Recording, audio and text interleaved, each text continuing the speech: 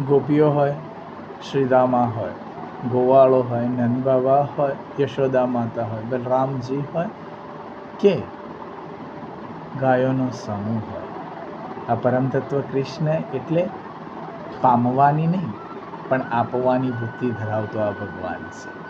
એક એક વ્યક્તિ જે કૃષ્ણના જીવનની અંદર આવી છે ને, એ દરેક વ્યક્તિને કૃષ્ણએ ખૂબ જ સરળતાથી સ્વીકારી છે અને સરળતાથી એને પ્રેમ ભાવ અને સ્નેહ આપવાનો પ્રયત્ન કર્યો છે.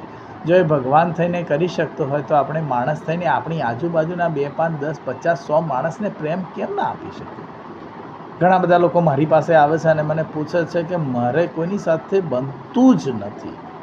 એકવાર જે આંગળી આપણે કોઈ વ્યક્તિ સામે કરીએ છીએ ને, બાકીની જે 3 આંગળીઓ આપણી તરફ છે ને એને જોવાનો એકવાર પ્રયત્ન કરજો. કેમ નથી બનતું એ વિચારી લેજો.